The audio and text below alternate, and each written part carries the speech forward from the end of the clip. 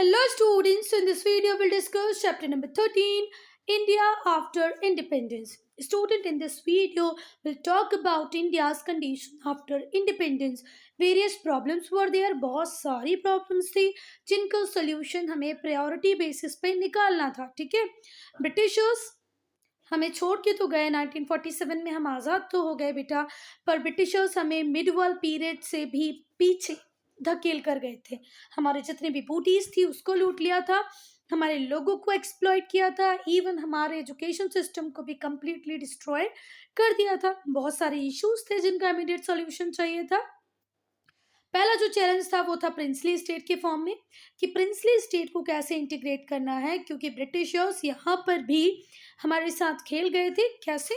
Because they have given option to princely state, you are very free, if you want to join India then you can join, if you want to join Pakistan you can join, and if you want to remain independent then you can independent also.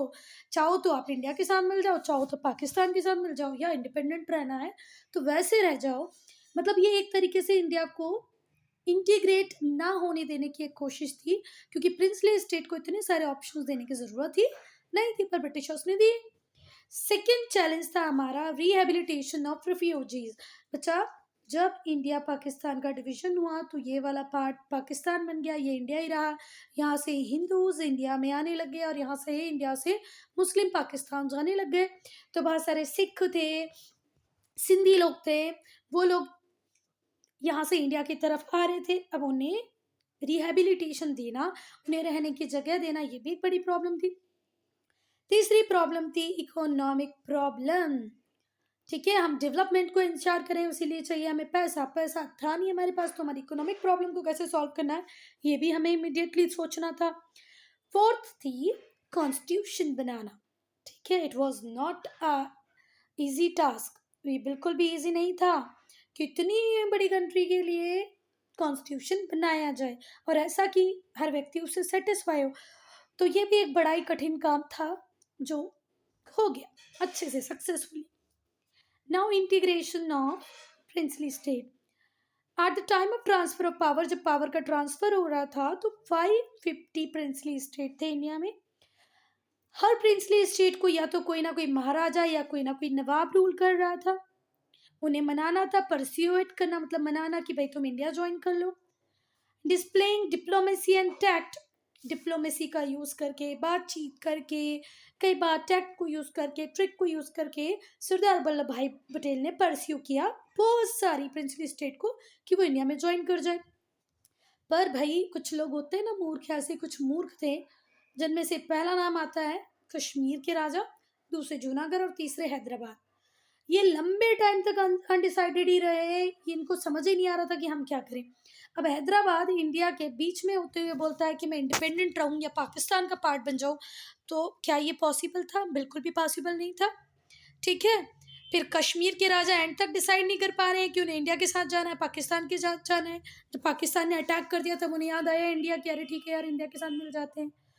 तो ये तीन main क्या थे, Charlie Chaplin थे, जिन्हें समझ में ही नहीं आ रहा था एंड तक चार्ली चैपलिन की करना क्या है. और बाद में ये तीनों अग्री हो गए कि ठीक है भाई अब हम इंडिया ज्वाइन करेंगे. Now rehabilitation of refugees. Independence के बाद बेटा करोड़ों लोग माइग्रेट किए इंडिया की तरफ. कहाँ से? पाकिस्तान की तरफ. वो उनके पास घर नहीं थे, उनके पास जॉब नहीं थी, तो उन्हें घर देना, उन्हें जॉब देना एक बहुत बड़ी रिस्पॉन्सिबिलिटी थी इंडियन गवर्नमेंट की, न्यूली फॉर्म गवर्नमेंट की. ये हैं बेटा सरदार वल्लभ भाई पटेल, इन्हें बोलते हैं iron man of India. Solving the economic difficulties. अब इकोनॉमिक डिफिकल्टीज को सॉल्व करना बेटा एक दिन का काम नहीं होता है, पेशेंस से बहुत टाइम लेके ये सारी चीज़ें सॉल्व होती हैं. After partition India face many economic difficulties. Partition के बाद इंडिया को बहुत सारी डिफिकल्टीज फेस की, जैसे कि हमें राइस और वीट, जो हमारे राइस और वीट प्रोड्यूसिंग एरियाज थे बेटा, जो हमारे मोस्ट ऑफ द ज़्यादा से ज़्यादा जो राइस और वीट प्रोड्यूसिंग स्टेट्स थे, एरियाज थे, वो जो जगह थी वो कहाँ चली गई थी बेटा? पाकिस्तान. जहाँ हम राइस और वीट उगाते थे वो कहाँ चला गया, मैक्सिमम पार्ट उसका पाकिस्तान में। इससे हमारे इंडिया में फूड शॉर्टेज हो गई, बहुत सारी इंडस्ट्रीज को रॉ मटेरियल नहीं मिल रहा था। क्योंकि जो बांग्लादेश वाला एरिया है आज, जिसको आप करंट डे में बांग्लादेश बोलते हैं, वो बांग्लादेश पहले क्या था बेटा, ईस्ट पाकिस्तान। क्या था? ईस्ट पाकिस्तान। तो बांग्लादेश वाला एरिया ईस्ट पाकिस्तान बन गया, पाकिस्तान के साथ चला गया, है ना। तो वहां से हम लोगों को जूट मिलता था। आज भी अगर देखा जाए कि सबसे ज्यादा जूट एक्सपोर्ट कौन सी कंट्री करती है, तो वो बांग्लादेश ही करती है। Before it was the part of India. Bangladesh पहले किसका ही पार्ट था? इंडिया का पार्ट था। तो हमें भी बहुत सारे इंडस्ट्रीज को रॉ मटेरियल नहीं मिल पा रहा था, जूट नहीं मिल रहा है, कॉटन नहीं मिल रहा है, क्योंकि ये सारे एरियाज भी कहाँ चले गए? पाकिस्तान के पास। Irrigation facilities almost non existent, irrigation facilities थी ही नहीं। तो गवर्नमेंट को ये सारी प्रॉब्लम का सोल्यूशन करना था। चलो जूट और कॉटन नहीं मिले, दैट इज वे ओके, पर हमारी बेसिक नीड थी कि कम से कम हमें राइस और व्हीट तो चाहिए ही था, चाहिए था ना। फ्रेमिंग कॉन्स्टिट्यूशन, अब constitution banana. India needed a constitution for it self. India को अपने लिए, अपनी कंट्री के लिए क्या चाहिए था? कॉन्स्टिट्यूशन। तो हमने डिसाइड किया कि कॉन्स्टिट्यूएंट असेंबली क्या बनाएगी, उसको हम पहले कॉन्स्टिट्यूएंट असेंबली बनाएंगे, फिर कॉन्स्टिट्यूशन को लिखने का काम करेगी, ठीक है। The constituent assembly decided to prepare a constitution. Constituent assembly क्या बनाएगी? कॉन्स्टिट्यूशन बनाएगी। जो चेयरमैन थे ड्राफ्टिंग कमेटी के, वो थे B.R. Ambedkar. Who was the chairman of drafting committee of constitution? B.R. Ambedkar, Bhimrao Ambedkar. इन्होंने एक इंपॉर्टेंट रोल प्ले किया हमारे इंडिया के कॉन्स्टिट्यूशन को बनाने में। That is why he is known as father of Indian Constitution. Question आएगा, why Bhimrao Ambedkar is called father of Indian Constitution? So what will you answer? He was the chairman of drafting committee. He played an important role in framing the constitution. That is why he is called father of Indian Constitution. Committee, अगर हम बात करें committee की, तो जो committee थी जो constitution बना रही थी, उसने अपना काम खत्म कर दिया था 26 नवंबर 1949 को। पर जो कॉन्स्टिट्यूशन था इंडिया का, वो अडॉप्ट हुआ 26 जनवरी 1950 को, ठीक है। कमेटी ने कंप्लीट किया अपना कॉन्स्टिट्यूशन बनाने का काम 26 नवंबर 1949 को, पर हमने उसको अडॉप्ट किया, मीन्स यूज में लेके आए 26 जनवरी 1950 को। Since then, these days celebrated every year for as Republic Day, और 26 जनवरी 1950 वो डेट थी जब हमने हमारे कॉन्स्टिट्यूशन को अडॉप्ट किया, और इसी दिन से हमेशा हम रिपब्लिक डे मनाते आ रहे हैं। कब? 26 जनवरी 1950 को। इक्वालिटी बिफोर लॉ, ठीक है। लॉ के सामने हम सब इक्वल हैं, एक है। मैं कोई क्राइम करूं, आप कोई क्राइम करें, या कोई और कोई क्राइम करें, सबको सजा एक ही तरीके की मिलने वाली है, ठीक है। वो डिपेंड करेगा हमारा क्राइम किस नेचर का है। It means we all are equal before law. The constitution declare that all Indians irrespective of their caste, religion और जेंडर। कॉन्स्टिट्यूशन ये डिक्लेयर करता है कि भले ही हमारी कास्ट कोई हो, हमारा रिलीजन कोई हो, हमारा जेंडर कोई हो, हम सब लॉ के सामने कैसे बेटा? इक्वल है। Before law we all are equal. हर कास्ट का व्यक्ति, हर कम्युनिटी का व्यक्ति, हर धर्म का व्यक्ति, हर रीजन से जुड़ा हुआ व्यक्ति, मतलब हर जगह से जुड़ा हुआ व्यक्ति, हर धर्म से, हर जाति से जुड़ा हुआ व्यक्ति सेम राइट्स को एंजॉय करता है इंडिया में। किसी भी पर्सन को किसी भी टाइप का डिस्क्रिमिनेशन फेस इंडिया में नहीं करना पड़े, हमारा कॉन्स्टिट्यूशन इसको इंश्योर कराता है बेटा। पहले अनटचेबिलिटी होती थी, छुआछूत होती थी, अब हमारे कॉन्स्टिट्यूशन ने उसको भी बैन कर दिया है, उसको भी इलीगल बोल दिया है। फिर आता है special privileges for disadvantaged Indians. कुछ इंडियंस हैं जो डिसएडवांटेज्ड हैं, जैसे कि scheduled caste, scheduled tribe, other backward classes. तो इन्हें हमने क्या दिया है बेटा? स्पेशल प्रिविलेजेस, ठीक है। शेड्यूल कास्ट और शेड्यूल ट्राइब स्पेसिफिकली इन्हें हम बोलते हैं कि ये सोशल इकोनॉमिक डेवलपमेंट का फ़ायदा नहीं उठा पाए, इंडिया की मेन स्ट्रीम में नहीं आ पाए हैं, तो हमें इनको उस मेन स्ट्रीम में लाना है, इसलिए हमने उन्हें कुछ स्पेशल प्रिविलेजेस दिए हैं। जो हमारे कॉन्स्टिट्यूशन फ्रेमर्स थे, जिन्होंने हमारे कॉन्स्टिट्यूशन को बनाया, उनका बिलीव था कि सेंचुरी से 100 सालों से भी ज़्यादा सालों से हमारी सोसाइटी का एक सेक्शन है जिसके साथ डिस्क्रिमिनेशन हुआ है, वो डिप्राइव्ड रहा है हर फैसिलिटीज से, हर बेनिफिट से। मीन्स सेंचुरीज से एक सेक्शन है हमारी सोसाइटी का जो डिप्राइव रहा है, मतलब दूर रहा है, डिस्क्रिमिनेटेड रहा है, डिस्क्रिमिनेटेड मतलब उसके साथ भेदभाव हुआ है, उसे फैसिलिटीज़ नहीं मिली है, तो हम कॉन्स्टिट्यूशन के थ्रू ऐसे प्रोविजंस बनाना चाह रहे थे कि जिसके थ्रू वो अपलिफ्ट हो पाए। क्या हो पाए? अपलिफ्ट हो जाए, जिस भी कंडीशन में वो रह रहा है उससे अच्छी कंडीशन में आ जाए। इसीलिए हमने प्रोविजन किया किसका? रिजर्वेशन का। We have reserve seats for schedule caste, schedule tribe in legislature. Legislature में हमने शेड्यूल कास्ट के लिए, शेड्यूल ट्राइब के लिए सीट्स को रिजर्व किया है, इवन जॉब्स में भी किया है। ठीक है, जॉब के लिए भी कुछ सीट्स हमने शेड्यूल कास्ट, शेड्यूल ट्राइब को दे दी है। लेजिस्लेचर में हमने उनके लिए प्रोविजन किया है। These they believe would help belonging to these section to uplift their social and economic status। और ये जो हमने जॉब्स में रिजर्वेशन दिया है, लेजिस्लेचर में रिजर्वेशन दिया है कि उनका पॉलिटिकल पार्टिसिपेशन बढ़ पाए, वो एजुकेट हो पाए, वो जॉब ले पाए, ये क्यों किया हमने? कि वो अपने आप को अपलिफ्ट कर सके, ऊपर की तरफ ला सके, सोसाइटी में भी और इकोनॉमिक स्टेटस में भी। इसके बाद आता है universal adult franchise. Universal adult franchise का मतलब क्या होता है? मतलब वोटिंग राइट फॉर ऑल। आज ये एज 18 ईयर है, पर बेटा जब हमने कॉन्स्टिट्यूशन बनाया था तब ये एज 21 थी। ठीक है, आज हम बोलते हैं कि अगर आप 18 साल के हो जाएंगे तो वोट देने लग जाएंगे। हर व्यक्ति, भले ही वो काला हो, गोरा हो, हिंदू हो, मुस्लिम हो, मेल हो, फीमेल हो, बिहार से हो, मध्य प्रदेश से हो, सबको क्या है? वोटिंग राइट है ना। इसी को हम बोलते हैं बेटा यूनिवर्सल एडल्ट फ्रेंचाइज। ठीक, कोई बात। पर पहले यूनिवर्सल एडल्ट फ्रेंचाइज में एज क्राइटेरिया था 21। आप 21 साल के होंगे तो वोट देंगे, पर अब ये एज हो गई है 18। हमारा कॉन्स्टिट्यूशन सारे इंडियन सिटीजन को जिनकी एज है 21 उनको क्या देता है? Right to vote. कि इलेक्शन में आप अपने लीडर को चुन सकते हैं, फ्रीली अपने वोट को दे सकते हैं। This was the true essence of democracy, और डेमोक्रेसी का ट्रू एसेंस इसी में है। अब मुझे बताओ what is the present voting age? तो प्रेजेंट वोटिंग एज है 18। तो 1947 से 50s तक जो हमने कॉन्स्टिट्यूशन 46 से 1946 से हमने 49 में कॉन्स्टिट्यूशन बना दिया। ये जो 3 साल हमने डिस्कशन किया, डिबेट किया, उसमें वोटिंग एज क्या निकल के आई थी बेटा? 21। पर 1971 में, कब? 1971 से जो वोटिंग यूनिवर्सल एडल्ट फ्रेंचाइज की जो एज है वो कितनी हो गई है? 18। ये कॉन्स्टिट्यूशन में अमेंडमेंट क्या होता है बेटा? कॉन्स्टिट्यूशन में सुधार करना। जब हमने कॉन्स्टिट्यूशन में 26th अमेंडमेंट किया, when we have amended constitution 26th time in 1971, then voting age from then voting age become 18। पहले 21 थी और उस टाइम से वोटिंग एज 18 हो गई। कब हुई? 1971 में। कॉन्स्टिट्यूशन में किस नंबर का अमेंडमेंट किया? 26 नंबर का। ठीक है, so present age of voting is 18। कब से बदला? 1971 से। ठीक है, नाउ 3 लिस्ट। ठीक है, कॉन्स्टिट्यूशन जो है हमारा वो डिवाइड कर देता है सेंट्रल और स्टेट गवर्नमेंट की पावर को। जो कॉन्स्टिट्यूशन है वो डिवाइड करता है किस किस की पावर को बेटा? हमारी ये कंट्री की सेंट्रल गवर्नमेंट होती है जो कहाँ से काम करती है बेटा? दिल्ली से, जो पूरे इंडिया के लिए रूल्स और रेगुलेशन बनाएगी। फिर जो हमारा स्टेट है मध्य प्रदेश, मध्य प्रदेश की गवर्नमेंट किसके लिए काम करेगी? हमारे मध्य प्रदेश के लिए। स्टेट का होता है चीफ मिनिस्टर जो स्टेट के लिए फैसले लेता है, और पूरे कंट्री का होता है पीएम, प्राइम मिनिस्टर, जो पूरी कंट्री के लिए डिसीजन लेता है। तो our constitution divided power of central government and state government. 3 list बनाएंगे कॉन्स्टिट्यूशन में। 3 लिस्ट है।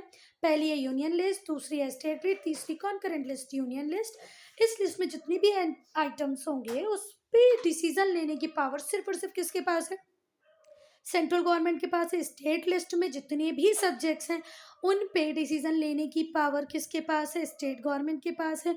और कॉन्करेंट लिस्ट में बेटा हमने वो आइटम डाले हैं जिसके रिगार्ड में स्टेट गवर्नमेंट और सेंट्रल गवर्नमेंट दोनों ही रिस्पॉन्सिबिलिटी ले सकती हैं, या जॉइंट रिस्पॉन्सिबिलिटी है। ठीक है, पर अगर स्टेट और सेंटर में किसी बात को लेके इश्यूज होंगे तो किसकी विल प्रिवेल करेगी बेटा? सेंट्रल गवर्नमेंट की, क्योंकि हम होल्डिंग टुगेदर फेडरेशन का पार्ट है। किसका पार्ट है? होल्डिंग टुगेदर फेडरेशन का पार्ट है। और होल्डिंग टुगेदर फेडरेशन में सेंट्रल गवर्नमेंट के पास ज़्यादा पावर होती है as compare to state government. ठीक, कोई बात। तो 3 लिस्ट में कौन कौन सी लिस्ट है बेटा? यूनियन लिस्ट है, स्टेट लिस्ट है और कॉन्करेंट लिस्ट है।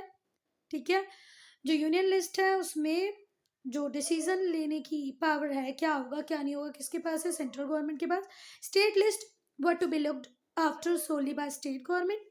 महाराष्ट्र स्टेट की गवर्नमेंट महाराष्ट्र के फैसले लेगी, एमपी गवर्नमेंट एमपी के लिए लेगी। थर्ड इज कॉन्करेंट गवर्नमेंट, ये जॉइंट रिस्पॉन्सिबिलिटी होती है बेटा स्टेट और सेंटर दोनों की। Then planning for development. अब बेटा 1947 में जब हम आज़ाद हुए, कंट्री का हाल बहुत नहीं बहुत ही बुरा था। पार्टीशन ने एक और हथौड़ा हमारी कंट्री पे मार ही दिया था, पार्टीशन से और हमारी कंडीशन खराब हो गई। Raw material producing areas Pakistan के पास चला गया, कुछ ईस्ट पाकिस्तान में रह गया है ना, तो हम बहुत ज़्यादा सफ़र कर रहे थे। तो अब हमें प्लान करना था हमारे डेवलपमेंट के लिए। एक जो इनिशियल प्रॉब्लम थी, वंस द इनिशियल प्रॉब्लम, एक जो हमारी इनिशियल प्रॉब्लम थी वो तो अब सारी शॉर्टेड आउट हो गई, सारी रिफ्यूजीज़ को हमने घर भी दे दिए, ठीक है। तो एक जो हमारी प्रॉब्लम थी शुरुआत में कि रिफ्यूजी को एड्रेस करना है, प्रिंसली स्टेट को देखना है, वो तो अब सॉल्व हो गया था, ठीक है। एक नेक्स्ट ऑब्जेक्टिव हमने बनाया कि अब हम एक स्ट्रॉन्ग नेशन बनाएंगे। स्ट्रॉन्ग नेशन बनाने के लिए हमें क्या चाहिए बेटा, एग्रीकल्चर सेक्टर बहुत स्ट्रॉन्ग हो और आपका इंडस्ट्रियल बेस भी हो, ये दोनों चीज़ों पे काम करने की ज़रूरत थी। जैसे ही हमारी इनिशियल प्रॉब्लम सॉल्व हुई, हमारा नेक्स्ट ऑब्जेक्टिव था कि हमारी कंट्री को बहुत स्ट्रांग बनाना है हमें, पर वो स्ट्रांग बनाने के लिए पहले हमें हमारे एग्रीकल्चर को स्ट्रांग बनाना पड़ेगा और इंडस्ट्रियल बेस को भी। इसको अचीव करने के लिए हमने एक ऑर्गेनाइजेशन बनाई जिसका नाम था प्लानिंग कमीशन। ये कब बनाया, 1950 में, ठीक है। आज प्लानिंग कमीशन का नाम है बेटा नीति आयोग। क्या नाम है प्लानिंग कमीशन का, NITI Aayog. The 5-year plans were formulated to hasten the process of development. Development की प्रोसेस को और ज़्यादा तेज़ी से आगे लाने के लिए हमने क्या बनाया, 5-year plans, पंचवर्षीय योजना। What do you mean by 5-year plan? पंचवर्षीय योजना। ये फ्रेम किए गए, इन्हें एग्जीक्यूट किया, फिर मॉनिटर किया। प्लानिंग कमीशन ने पहले प्लान बनाया, उसको एग्जीक्यूट कर दिया, फिर प्रॉपर मॉनिटरिंग की, हम कहाँ पीछे हैं, कहाँ और अच्छा कर सकते थे। गवर्नमेंट ने इंडस्ट्रीज, हैवी इंडस्ट्रीज लगाई, जैसे स्टील इंडस्ट्रीज हो गई, डैम्स बनाए, ठीक है। गवर्नमेंट ने जो बेसिक काम था जो प्राइवेट लोग शायद ना कर पाते, वो गवर्नमेंट ने खुद अपने हाथों में लिया, स्टील फैक्ट्रीज बनाई, डैम्स बनाए।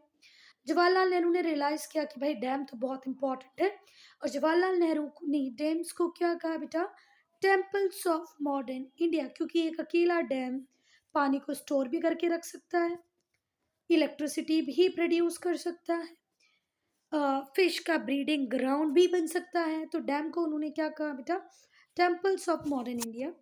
Public sector was given the responsibility to mobilising resources. Public sector को रिस्पॉन्सिबिलिटी दी कि आप रिसोर्स को मोबिलाइज करो, इंफ्रास्ट्रक्चर को डेवलप करो, बड़ी बड़ी बिल्डिंगें बनाओ, फैक्ट्रीज बनाओ, इंडस्ट्रीज बनाओ।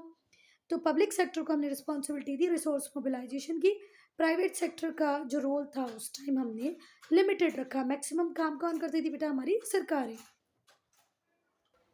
And independent foreign policy. अब हम लोग क्या डिस्कस करेंगे बच्चों, हमारी इंडिपेंडेंट फॉरेन पॉलिसी, ठीक है। जब हम आज़ाद हुए थे हमने हमारी पॉलिसी को किसी के भी इन्फ्लुएंस में नहीं रखा, पूरा अपने हाथों में रखा। जब हमने इंडिपेंडेंस अचीव कर ली तो इंडिया को अपनी फॉरेन पॉलिसी भी बनाना था, तो हमने हमारी फॉरेन पॉलिसी को इंडिपेंडेंट रखा, मतलब ये किसी के इन्फ्लुएंस में नहीं थी। The start was made by Pandit Jawaharlal Nehru. ये स्टार्ट किसने की फॉरेन पॉलिसी, पूरा फ्रेमवर्क हमारे पहले फॉरेन मिनिस्टर पंडित जवाहरलाल नेहरू ही थे बेटा। इन्होंने डिफाइन किया कि इंडिया नॉन अलाइंड रहेगा, नॉन अलाइनमेंट मूवमेंट, डिसआर्मामेंट, पीसफुल को एग्जिस्टेंस, तीन चीजें। यहाँ पर बेटा ये जो वर्ड लिखा है नॉन अलाइनमेंट, इसका मतलब होता है गुट निरपेक्ष। वर्ल्ड वॉर टू के बाद बेटा हमारा जो वर्ल्ड था वो बाइपोलर हो गया, एक था यूएसए और दूसरा था यूएसएसआर। इस बाइपोलर वर्ल्ड में दोनों ही कंट्रीज यूएसए एंड यूएसएसआर हमें परस्यू कर रही थी कि या तो हम यूएसए का नाटो ज्वाइन कर लें या तो यूएसएसआर का वार्सो पैक्ट। यूएस का क्या था ग्रुप, नाटो, जिसकी वजह से अभी यूक्रेन रशिया वॉर चल रहा है, और दूसरा था वार्सो पैक्ट, ठीक है। तो या तो यूएसएसआर बोल रहे थे आप इंडिया वार्सो पैक्ट ज्वाइन कर लो, यूएसए वाले बोलते थे आप नेटो ज्वाइन कर लो, पर बेटा हमने दोनों को ज्वाइन नहीं किया। हम नॉन अलाइनमेंट मूवमेंट पे बिलीव करते थे, ठीक है। हम किसी के साथ भी अलाइन नहीं हुए, हम गुट निरपेक्ष रहे। डिसआर्मामेंट का मतलब होता है निशस्त्रीकरण। तो पंडित जवाहरलाल नेहरू ने बोला कि हम निशस्त्रीकरण की पॉलिसी को अडॉप्ट करेंगे, पीसफुल को एग्जिस्टेंस, हम शांति से रहेंगे। ये गाइडिंग प्रिंसिपल थे हमारी इंडिया की फॉरेन पॉलिसी के। अब हम बात करें नॉन अलाइनमेंट की। नॉन अलाइनमेंट, अब नॉन अलाइनमेंट क्या है वो डिस्कस करते हैं कि जब वर्ल्ड वॉर टू खत्म हुआ तो टू सुपर पावर्स बन गई, एक थी यूएसए, दूसरी थी यूएसएसआर। इन दोनों के बीच में टसल था, बड़ी राइवलरी थी, ठीक है। और इन दोनों के बीच में जो जो सुपर पावर बनी थी यूएसए और यूएसएसआर, इन्होंने अपने दो मिलिट्री ब्लॉक्स बना लिए। एक मिलिट्री ब्लॉक का नाम था NATO, North Atlantic Treaty Organisation, दूसरी का नाम था वॉर्सो पैक्ट। वॉर्सो पैक्ट था रशिया का, यूएसएसआर का, और नेटो था यूएसए का। ये जो मिलिट्री ब्लॉक्स थे कंटिन्यूसली इनके बनाने वाले हमारे ऊपर प्रेशर बना रहे थे कि भाई आप हमारे साथ आओ, हमारे पास आओ। Consequently N atmosphere of tension, distrust and fear develop. धीरे धीरे पूरे वर्ल्ड में टेंशन का, डिस्ट्रस्ट का और फियर का माहौल डेवलप होने लगा। इसी को हमने क्या बोला बेटा, कोल्ड वॉर। ये कोल्ड वॉर किस किसके बीच में हो रहा था, यूएसए और यूएसएसआर के बीच में हो रहा था। बेटा ये जो यूएसएसआर है इसी का बड़ा पार्ट था रशिया, रशिया नहीं बनाया था यूएसएसआर। तो जब बच्चा सेकेंड वर्ल्ड वॉर खत्म हो गया, हमने देख लिया यूएस और यूएसएसआर के बीच में राइवलरी हुई। यूएसएसआर का ये एक बड़ा हिस्सा था रशिया, तो यूएसएसआर तो टूट गया, अब बचा है सिर्फ रशिया ही रशिया। और इनकी जो राइवलरी थी उसे हम बोलते थे कोल्ड वॉर, ठीक है।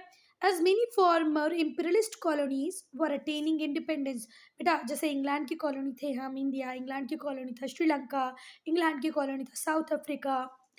तो ये जितनी भी कॉलोनीज थी, भले ही हमने अभी मैंने इंग्लैंड की कॉलोनीज बताई, ऐसी फ्रांस की भी थी, ऐसे ही स्पेन की भी थी, सबको इंडिपेंडेंस मिलने लगी धीरे धीरे करके। Both power tried to draw this newly independent country into their respective block. तो भले ही इंडिया आज़ाद हो रहा हो, साउथ अफ्रीका आज़ाद हो रहा हो, वियतनाम आज़ाद हो या श्रीलंका आज़ाद हो, ये दोनों यूएसए और यूएसएसआर चाहते थे कि हमारे मिलिट्री ब्लॉक को ज्वाइन कर ले। यूएसए का क्या था, नाटो, फिर से याद दिला रही हूँ, यूएसएसआर का था वॉर्सो पैक्ट, ठीक है। इंडिया की पर कोई इच्छा नहीं थी कि वो इन दोनों में से किसी के साथ भी जाए, क्योंकि वो पता था कि भाई मिलिट्री इन्वॉल्वमेंट के लिए बहुत हाई प्राइस आपको चुकाने पड़ जाएंगे, इसलिए वो नहीं चाहता था कि वो दोनों को ज्वाइन करे। तो उन्होंने वर्ल्ड पीस की बात की, हमारे इंडिया ने किसकी बात की, एक मूवमेंट इनिशिएट किया जिसका बेस था वर्ल्ड पीस। हमारे लीडर्स को लगता था कि पीस का मतलब ये सिर्फ नहीं है कि वॉर नहीं हो रहे हैं। Peace does not mean only the absence of war. युद्ध नहीं लड़ रहे हो इसका मतलब ये नहीं कि पीस में हो, इसका मतलब ये भी होता है peace stands for healthy cooperation among nations for the benefit of all. सबके बेनिफिट के लिए जब नेशन आपस में कोऑर्डिनेट करें, कोऑपरेट करें, ये भी काय का ही एक पार्ट है, पीस का ही एक पार्ट है।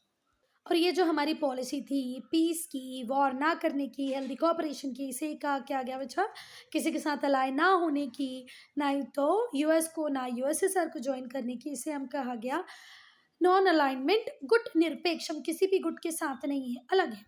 इसका मतलब है हमारी इंडियन इंडिपेंडेंट अप्रोच है towards world issues. World issues को लेके हमारी इंडिपेंडेंट अप्रोच होगी। हम किसी भी चीज़ को ना ही तो यूएस के नज़रिए से देखेंगे ना यूएसएसआर के नज़रिए से देखेंगे। Without being influenced by either block, हम किसी के भी इन्फ्लुएंस में नहीं आएंगे, हम दोनों ब्लॉक्स में से किसी के भी प्रभाव में नहीं आएंगे। Non alignment does not, non alignment का ये बिल्कुल मतलब नहीं है बेटा कि हम हमेशा न्यूट्रल रहेंगे या तो हम वर्ल्ड अफेयर्स में इन्वॉल्व नहीं होंगे। हम वर्ल्ड अफेयर्स में भी इन्वॉल्व होंगे पर किसी एक के फेवर में नहीं आएंगे। जो सही है वो सही है, जो गलत है वो गलत है। इट मीन्स हम हमेशा इंडिपेंडेंट रहेंगे, मिलिट्री में भी और पॉलिटिकल ग्रुप्स में भी। हम एक्टिव पार्ट लेंगे वर्ल्ड पीस को प्रमोट करने में, अंडरस्टैंडिंग बनाने में। जो दो नेशन लड़ रहे हैं तो कैसे बायलैटरल टॉक से, डिप्लोमेटिक रिलेशन से उनको लड़ने नहीं देना है, वर्ल्ड में पीस को प्रमोट करना है, ये सब हम करेंगे। पर हम किसी पॉलिटिकल ग्रुप का पार्ट नहीं बनेंगे, किसी मिलिट्री ग्रुप का पार्ट नहीं पड़ेंगे, हम इंडिपेंडेंट रहेंगे। Also means taking an independent stand on international issues, और हर इंटरनेशनल इश्यूज पे हमारा एक इंडिपेंडेंट स्टैंड होगा, ये भी हम इंश्योर करेंगे। इंडिया ऑन द मूव 2017 में इंडिया ने 17 ईयर्स अपने कंप्लीट किए इंडिपेंडेंस के। इन 2017 India completed its 70 years of independence and celebrated 17th independent birthday of India। ये it's a time to assess our successes and failure. ये वो time था जब हमें हमारी सक्सेसेस को, हमारे फेलियर को असेस करने की ज़रूरत थी, किस फील्ड में हमने बहुत अच्छा किया, काम अच्छा नहीं कर पाए। हम फिर ये देखते हैं कि ये जो 7 डिकेड्स थे बेटा, डिकेड का मतलब होता है पीरियड ऑफ 10 ईयर्स। तो 7 डिकेड्स मीन्स 70 ईयर्स। कितने year? 70 years. Decade means a period of 10 year, century means a period of 100 year.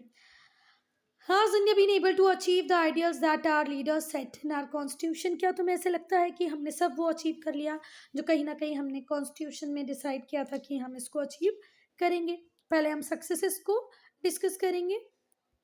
तो पहली सक्सेस है हमारी बेटा, क्या है कि हम मिलजुल के साथ में डिफरेंट रिलीजन, मतलब अलग अलग धर्मों के लिए अलग अलग भाषा बोलने वाले लोग, हम सब साथ में रहते हैं, है ना, बिना लड़ाई झगड़ा किए। थोड़े बहुत लड़ाई झगड़े होते भी हैं तो बेटा वो तो एक फैमिली में भी हो जाते हैं। हम फैमिली में भी एक दूसरे से हर व्यक्ति सेटिस्फाई नहीं रहता है। तो इतनी बड़ी कंट्री है जिसमें 130 करोड़ लोग हों, तो ये तो नॉर्मल है बच्चा कि हो ही जाएंगे, ठीक है।